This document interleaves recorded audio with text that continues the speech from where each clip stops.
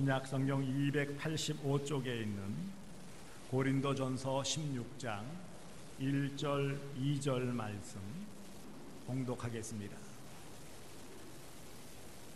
신약 성경 고린도전서 16장 1절 2절 말씀을 제가 봉독하겠습니다. 성도를 위하는 연보에 관하여는 내가 갈라디아 교회들에게 명한 것 같이 너희도 그렇게 하라. 매주 첫날에 너희 각 사람이 수입에 따라 모아두어서 내가 갈 때에 연보를 하지 않게 하라. 아멘. 이 시간 준비하신 헌금을 하나님께 드리겠습니다. 살아계신 우리 아버지 하나님의 무궁하신 사랑과 청량할 수 없는 은혜가 여러분에게 함께 하시기를 축복합니다. 지난 주일 우리는 헌금은 인정하는 것이다 그랬어요. 하나님의 모든 것이 다 하나님의 것임을 인정하는 것이다. 그런 표로 하나님께 헌금하는 것이다 라고 말씀을 나눴습니다. 오늘 본문에서는 여기 성도를 위하는 연보라고 1절에 말씀을 하고 있습니다. 성도를 위하는 연보. 성도를 위해서 드린다. 이것은 이제 좀 더 배경을 설명하면은 예루살렘 교회, 당시의 초대교회의 모교회, 중심교회라고 할 수 있는 예루살렘 교회, 그 지역의 기근 때문에, 가뭄 때문에 많은 어려움을 겪게 되었어요. 이런 소식을 듣고 바울이나 이런 전도자들이 각 소아시아나 유럽 지역에 있는 교회들에게 우리가 이런 복음의 빚을 진 예루살렘 교회를 위해서 우리 헌금합시다 라고 한 거예요. 그래서 여기 성도를 위하는 연보라는 말을 고린도 교회 성도들, 이 편지를 받았던 고린도 교회 성도들은 알고 있는 것이죠. 그러면서 이런 성도를 위하는 연보, 헌금에 대하여 말씀하시면서 내가 갈라디아 교회들에게 명한 것 같이 너희도 그렇게 하라. 이미 갈라디아 교회에도 명령하셨어요. 또 고린도 후서의 8장에 가보시면은 마게도냐 교회에도 명령하신 것을 알 수 있어요. 그러니까 지역적으로 이렇게 다 두루두루 알려주었고, 고린도 교회도 이미 알고 있지만 다시 한번 확인하여서 이제 성도를 위한 헌금, 곧 예루살렘 교회를 위한 헌금을 드릴 수 있도록 하라는 명령입니다. 너희도 그렇게 하라. 이 말은 너희도 헌금하라 이 말이에요.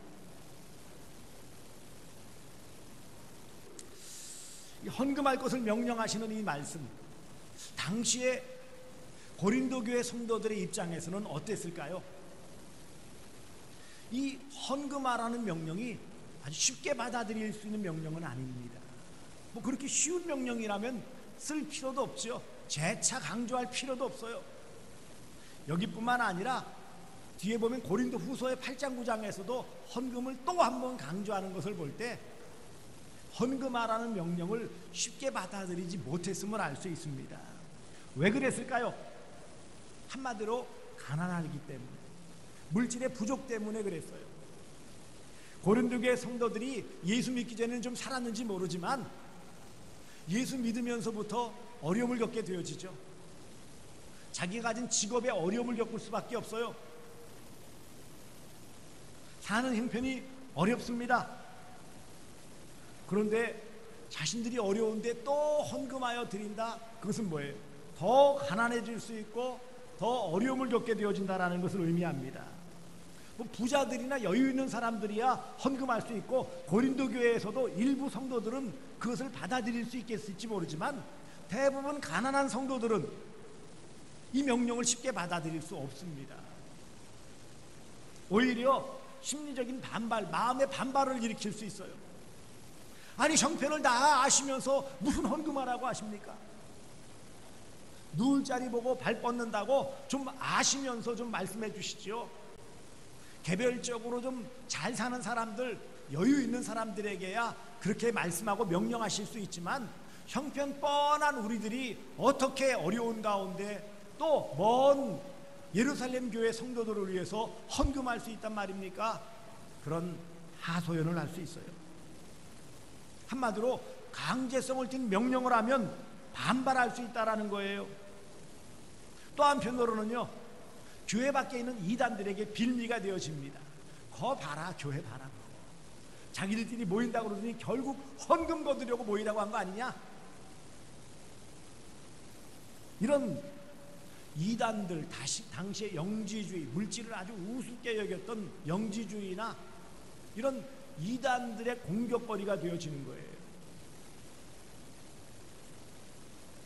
한편으로는요, 아이고 교회 나갔더니 헌금하라고 하더라. 어려운 사람에게도 뭐 빨래 쥐어짜듯이 헌금하라고 하는데, 야 그래가지고 우리가 어떻게 교회 나갈 수 있겠냐? 전도의 길이 막힐 수 있는 거예요. 단지 고린도 교회 성도들 당사자들만의 문제가 아니고 교회 밖으로 이단들의 공격거리가 되어지고, 또 한편으로 교회 나가고 싶었던 마음이 있는 사람도 어이구 교회 나가면 손해보게 생겼네, 이런 마음이 들 수 있다는 거예요. 한편으로는요, 조금 여유가 있는 그런 성도들이라 할지라도 누가 물질이 안 아까운 사람이 어디 있습니까? 그래요 안 그래요? 다 어렵게 힘들게 벌어들이는 돈이고 재물인데 아까운 마음 왜 안 들겠어요? 한편으로는요, 고린도 교회는 교회가 세워진 지 그리 오래되어지지 않기 때문에 대부분의 성도들이 다 믿음이 약합니다. 시험거리도 많고 문제도 많은 교회가 바로 고린도 교회 아닙니까? 그러니 이런 믿음 약한 성도들에게 명령을 내리면 강요처럼 되어지고요, 흔들릴 가능성이 많아져요.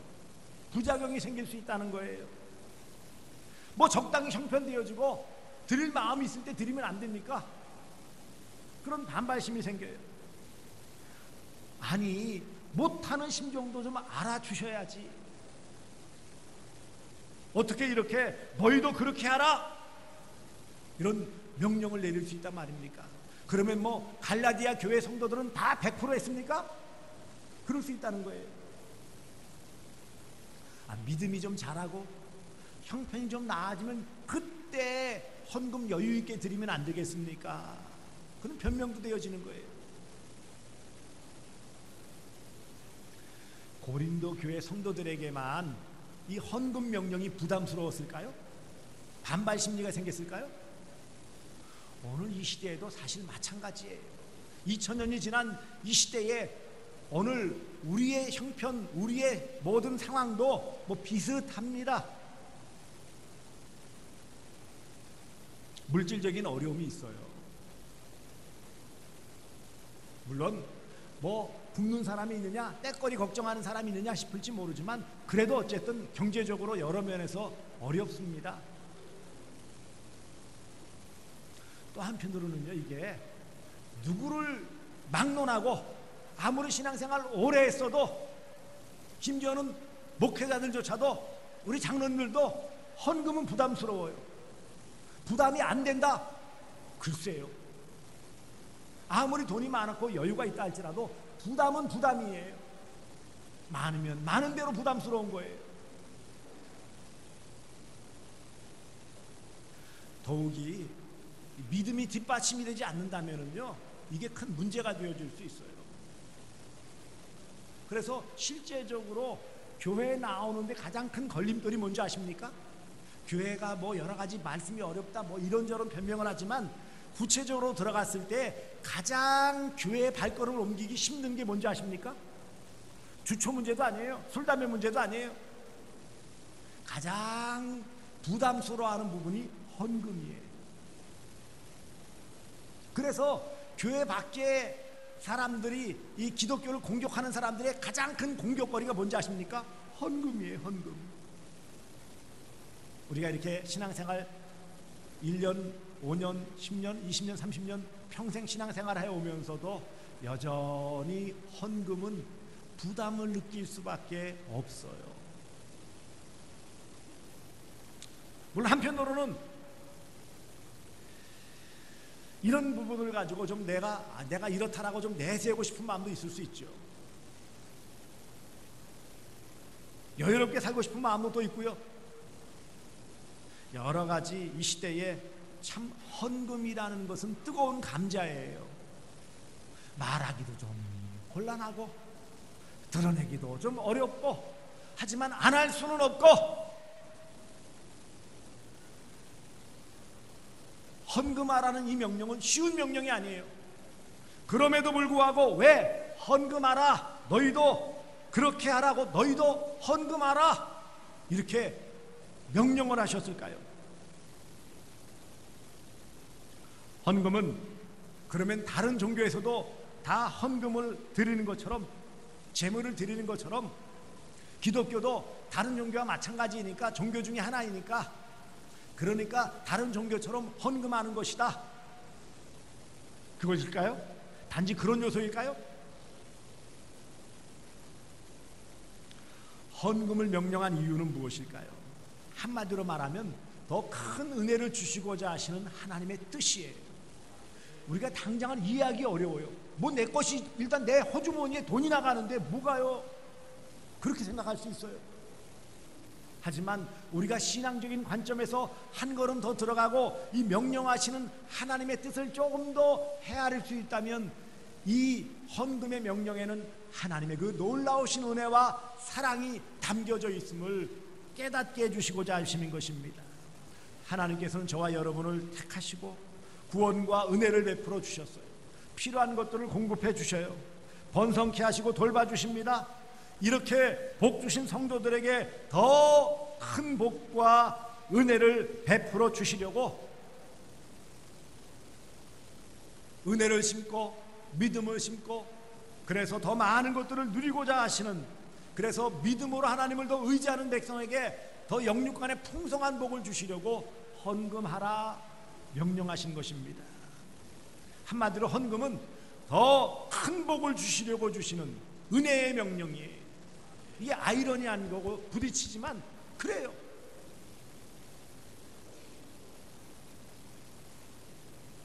하나님은 이런 헌금의 명령에 앞서 저와 여러분을 먼저 구원해 주셨어요. 이것을 값없이 주시는 은혜 그렇게 표현합니다. 값없이 주시는 은혜. 그래서 성도로 불러주셨어요. 성도를 위하는 헌금이라는 성도라는 단어를 쓸 때 이 성도는 거룩한 백성을 말하는 것이고 세상으로부터 죄로부터 구원하여 주신 백성을 말하는 거예요. 한마디로 왜 헌금해야 됩니까? 헌금하실 명령의 첫 번째 근거는 구원이에요. 구원. 저와 여러분을 구원해 주셨기 때문에 구원의 은혜에 감사하여 하나님께 헌금하는 거예요. 두 번째는요, 물질의 복을 주셨어요. 우리에게 직업이라는 이 귀한 터전을 주셔서 그 직업을 통해서 소득을 올리고 직업을 통해 하나님을 기쁘시게 하고 직업을 통해 내 가치를 보여주고 직업을 통해 보람도 느끼게 하시고 직업을 통해 소득, 월급을 받고 소득을 올리게 해주시고 수익을 올리게 해주셔서 그 물질을 가지고 이 땅에서 살게 해주신 거예요. 세상에 얼마나 많은 직업이 있습니까? 각광받고 뜨는 직업이 있고 사양 직업이 있어요. 요즘 젊은 사람들 이 가장 선호하는 미래의 직업이 뭔지 아십니까? 지금 가장 관심을 가지고 이 직업을 갖고 싶다는 1순위 직업이 뭔지 혹시 아십니까? 아, 그게 무슨 직업인가? 요즘 뜨는 직업 중에 하나가 유튜버라고 해가지고 유튜브에다가 영상 올리는 거예요. 나름대로 뭐 여러 가지들 올리죠 뭐. 그래서 그런 것들을 올리고 자기 취미나 자기 직업이나 자기의 특기를 잘 살려가지고 그것들을 올리면은 많은 영상 조회수가 생기고 거기에 따라서 수익이 올라가는 거예요.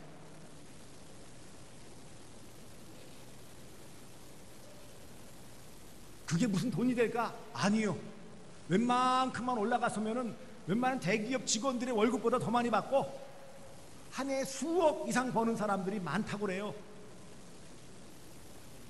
무슨 특별하게 무슨 어디 매이지도 않고 자기 집에서 할 수도 있고요. 이처럼 뭐 꼭 그런 직업뿐만 아니라 각자 어떤 직장 생활, 회사에서 직장 생활할 수도 있고 장사나 이런 사업을 할 수도 있고, 공직생활, 공무원이나 교사나 이런 공직생활 할 수도 있고, 판매업이나 이런 상업을 할 수도 있고, 이런 각각의 그런 사업 터전을 주시고, 거기에 따르는 경험도 주시고 지혜도 주시고 또 모든 것들을 다 허락해 주셔서 소득을 올리게 해주신 거예요. 지난 주일날 말씀드렸지만 우리는 다 빈손으로 왔어요. 빈손으로 왔잖아요. 빈손으로 가는 인생인데, 이 땅에서 우리 사는 날 일생 동안 우리의 필요한 것들을 다 공급해 주시는 거예요. 물론 나름대로 노력하고 수고하게 하시지만 결국은 아무리 수고하고 노력하려고 해도 거리가 없으면은요 소용이 없는 거예요. 시편 128편에 내가 내 손이 수고한 대로 먹을 것이라 복되고 형통하리로다, 이 말씀이 뭐예요? 손이 수고한 대로 소득을 올릴 수 있는 복은 하나님의 은혜예요. 그 다음에 이런 구원의 은혜와 이 땅에서 필요한 육신의 모든 필요한 것들을 다 허락해 주시고 마음의 안정을 주신 하나님께서 이것에 더 풍성한 은혜를 주시고자 헌금을 명령하신 것입니다. 구체적으로 말씀하셨어요. 구체적으로.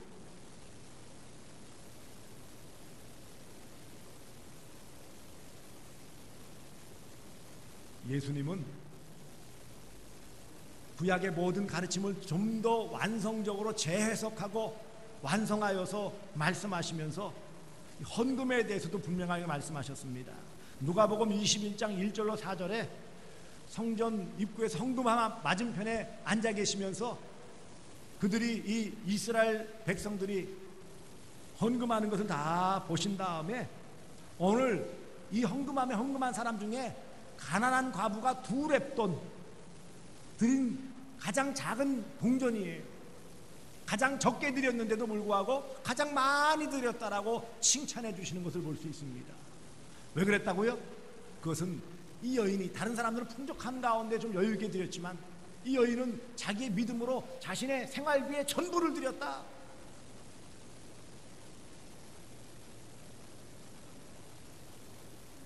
이처럼 헌금의 의미를 또 그 개념을 말씀하시고 헌금에 대해서도 강조하신 분이 바로 예수님이십니다.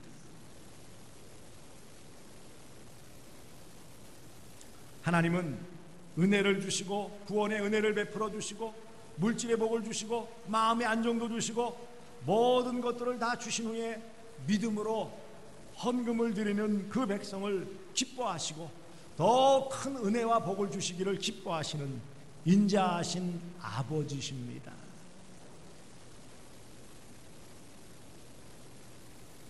고린도 교회 성도들은 부족하지만 나중에 또 고린도 후서에서도 또 이후에도 말씀드렸지만 그래도 나름대로 하나님의 명령대로 최선을 다해서 예루살렘 교회 성도들을 돕기 위한 헌금을 드립니다. 오늘 이 시대 십시일반이라는 말을 합니다. 지난 주일에도 말씀드렸지만 우리 대구 지역에 사랑의 복음, 사랑의 온도 탑 그래가지고 이웃 돕기 성금이 100% 이상 달성, 109%인가 달성되었다. 99억 8천만 원, 100억 정도 모였다 말씀을 드렸어요.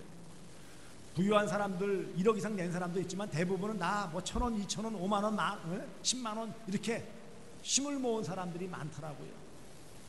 결국 그러니 헌금이라는 것이 액수로 많은 것을 드리는 것이 아니라는 것을 알 수 있어요. 하나님의 뜻을 알고 하나님의 마음을 알고 그 중심을 헤아려서 나의 최선을 다하는 것이 바로 헌금 명령을 순종하는 성도의 아름다운 모습입니다. 한마디로 신앙의 성숙도는 헌금을 통해서 드러나요. 듣기 거북하실지 모르지만 현실입니다. 왜냐하면 주님께서 말씀하셨잖아요. 산상수훈에서 내 보물이 있는 그곳에 내 마음도 있다. 물질이 있는 그곳에 우리 마음이 따라갈 수밖에 없어요. 그러니 우리가 뭐 겉으로 아무리 이런 모습 저런 모습하고 해도 물론 우리가 봉사를 통해서 전도를 통해서, 기도를 통해서, 예배를 통해서도 신앙의 성숙을 나타나지만 또 하나의 아주 극단적인 하나의 시금석이 무엇이냐? 신앙 성숙도의 시금석은 바로 헌금입니다.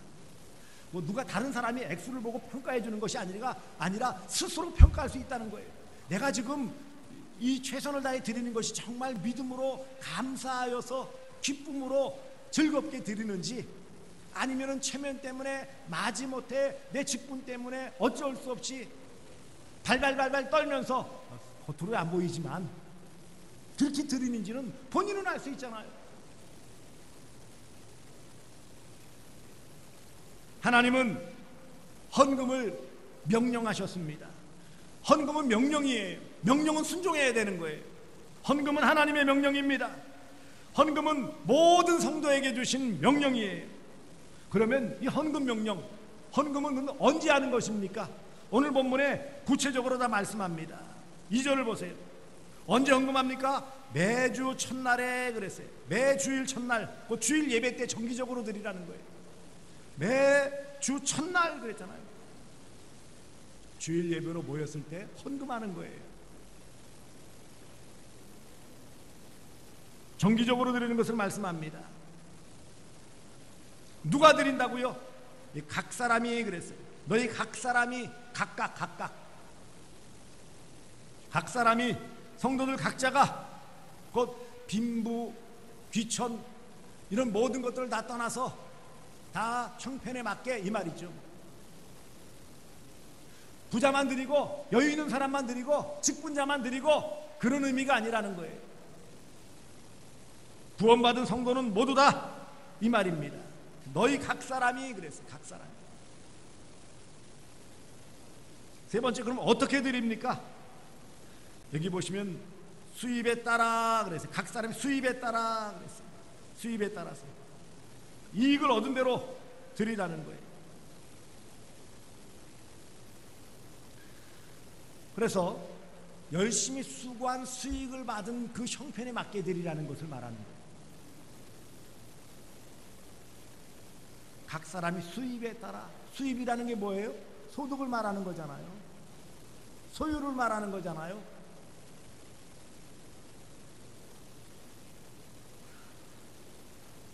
그래서 이익을 얻은 대로 또 한편으로는요, 모아두어서 그랬어요. 모아두어서, 저축하여서, 준비해서, 이 말이에요. 어떻게 드리라고요? 수입에 따라 잘 준비하여서 드리라는 거예요. 되는 대로 급한 대로 드리는 게 아니라는 거예요.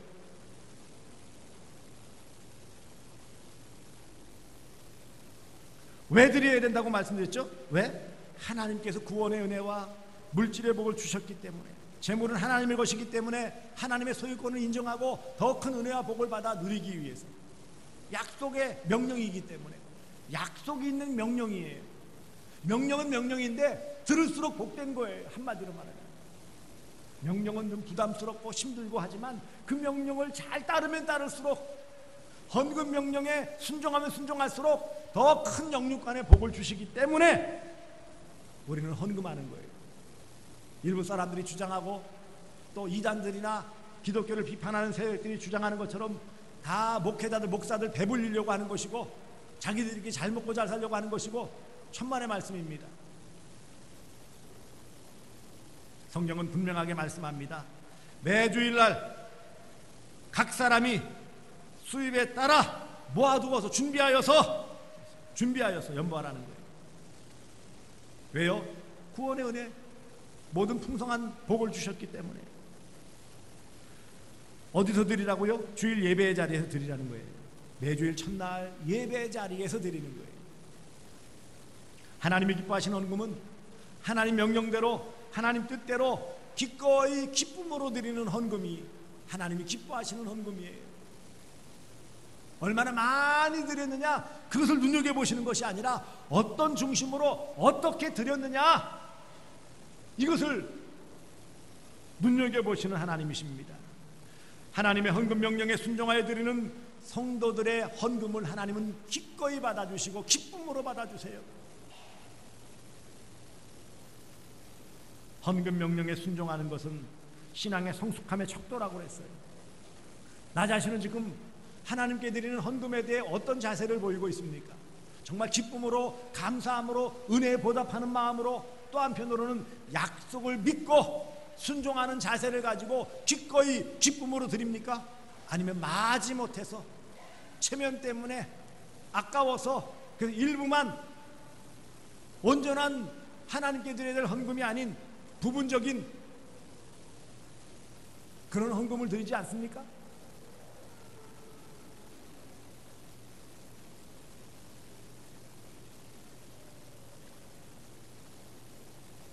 요즘 이제 올해부터 목회자들, 교회 직원들도 다 세금을 내게 되어져 있어요.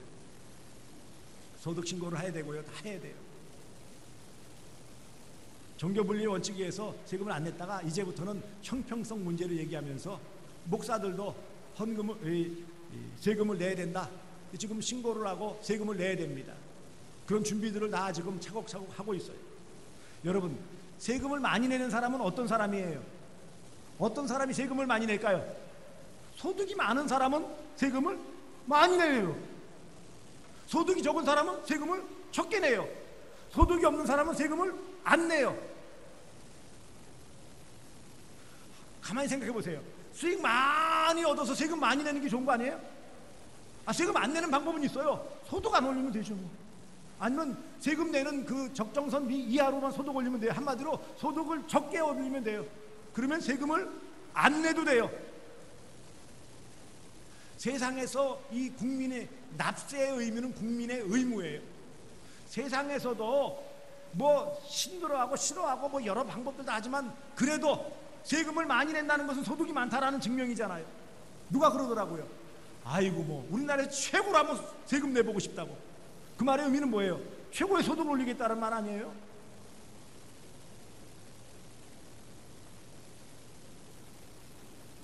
세상에서의 세금도 많이 내면 야, 저 사람 세금 1순위 2순위만 해가지고 와 대단하다, 얼마나 수입을 많이 얻었어, 그렇게 평가하잖아요. 하물며 우리가 하나님의 명령대로 은혜를 주신 모든 것에 감사하여 순종하는 마음으로 믿음으로 드리는 헌금에 대해서 하나님은 얼마나 놀라운 복을 주실까요? 헌금 명령은 그러므로 순종할수록 복 받는 거예요.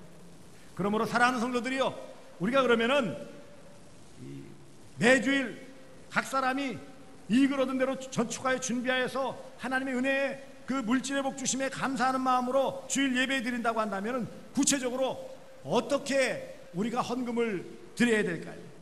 첫째는 헌금의 의미를 잘 알아야 돼요. 헌금이 뭐라고요? 믿음으로 드리는 거라고 했어요. 하나님의 것을 하나님의 것으로 인정하는 것이라고 했어요. 마지못해서 부득불 내는 것이 아니라는 거예요. 그러므로 헌금의 의미를 잘 알고 믿음으로 받아들이시기 바랍니다. 두 번째, 잘 준비하여 드리십시오. 준비할 때 그 마음이 담겨져 있는 거예요. 많은 액수, 적은 액수, 그 액수가 문제가 아니고 얼마나 내 마음이, 중심이, 믿음이 담겨져 있느냐는 거예요. 그러므로 미리 준비하세요. 주일 오기 전에 허겁지겁 준비하시고, 주일 예배 자리에서 허겁지겁 꺼내지 마시고, 토요일날 미리 준비하시면 안 돼요. 11조나 감사헌금도 미리 봉투 가져가셔가지고 두고 한 달치씩 두고 거기에 맞게 드리시면 안 돼요. 주일헌금도 마찬가지죠. 미리 준비하면 돼요. 은행에 가서 신권 빳빳한 돈으로 다 바꿔서 드린다, 그 정도 열심히면 더 좋고요.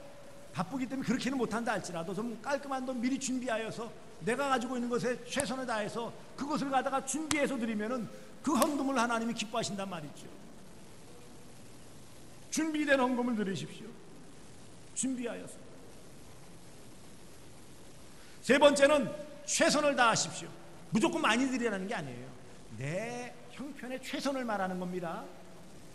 어떤 경우에는요, 너무 오버하는 경우도 있어요. 어떤 체면 때문에, 자기 자랑, 공명심 때문에 자기 형편 생각하지 않고 무리하게 헌금하는 경우가 있어요. 구약에서는 그런 서원 헌금에 대해서 취소할 수 있게 만들었어요. 아내가 그랬으면 남편이 취소할 수 있게 해줬어요. 그것 때문에 오히려 시험에 들고, 그것 때문에 오히려 신앙적으로 낙심하는 자리에 가는 것보다 내가 할 수 있는 것에 최선을 다하는 것이 하나님이 더 기뻐하신다라는 거예요. 간혹 보면은 그럴 수 있어요. 뭐 부흥사 목사가 와가지고 자, 헌금 1,000,000원, 장로님들이 1,000,000원 하셔야지, 등대 밀려가지고 하는 거, 그거 바람직하지 않습니다.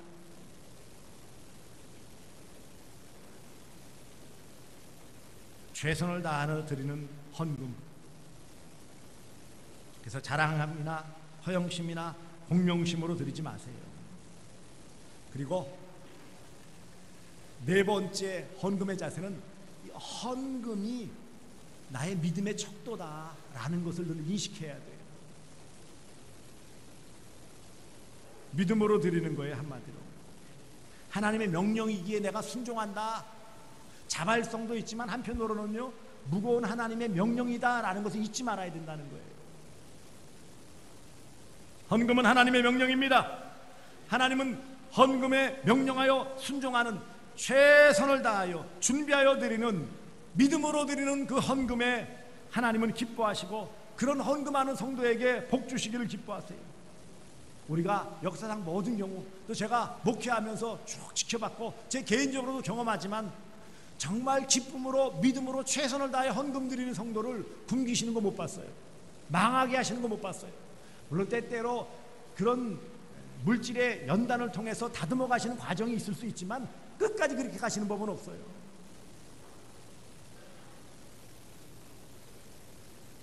한마디로 빈털터리로 가난하게 살게 하시지 않는다는 거예요. 필요한 것을 넉넉하게 공급해 주십니다. 학개서에 말씀하신 것처럼 2장 8절에 말씀하신 것처럼 은도 내 것이요 금도 내 것이라.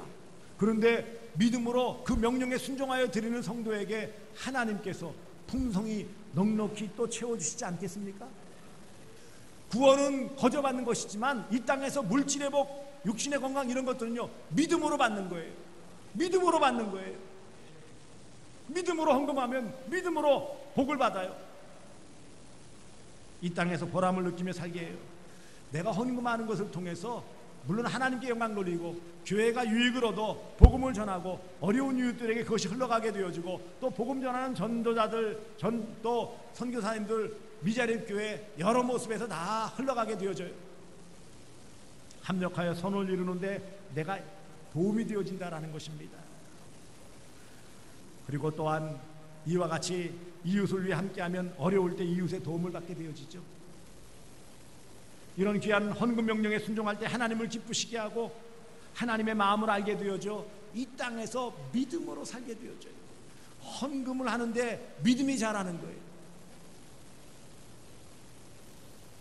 사랑하는 성도들이요, 이 땅에서 우리가 하나님의 헌금 명령이 부담스럽고 힘들지만 이 명령에 순종하면 첫째는 물질의 복을 주신다고 그랬어요. 풍성히 넉넉하게. 둘째는 마음의 평안과 안정과 기쁨과 즐거움을 주십니다. 삶의 만족을 주신다는 거예요. 바울은 이것을 경험했기에 내가 모든 것 안에서 만족하며 살아간다, 자족할 줄 안다 그랬어요. 세 번째는 신앙의 성장과 성숙을 이룹니다. 하나님의 그 귀한 명령을 잘 따르면요 나도 모르는 사이에 믿음이 자라요. 헌금의 명령의 순종도가 신앙의 척도라고 그랬어요. 이런 귀한 헌금 명령의 순종함을 통해 물질의 복, 마음의 평안과 신앙의 성장과 성숙을 이루시는 복된 성도들 되어주시기를 주 예수 그리스도의 이름으로 축복합니다. 기도하겠습니다. 사랑의 아버지 하나님, 헌금은 명령이라고 했습니다. 따라도 되고 따라하지 않아도 되는 것이 아니라 반드시 순종해야 될 아버지 하나님이 주신 명령인데 이 명령이 부담스럽고 힘들지만 복 주시고 은혜 주시고자 하시는 명령임을 깨달았사오니 우리가 참으로 매주 또 우리 각 사람이 이글어도 준비한 대로 하나님의 은혜에 감사하는 마음으로 주일 예배 자리에 드릴 수 있도록 믿음으로 준비하여 드리며 최선을 다하여 드릴 수 있도록, 그래야 약속하신 물질의 복과 마음의 평안과 신앙의 성장과 성숙을 이루도록 도와주시옵소서. 예수님의 이름으로 기도드리옵나이다. 아멘.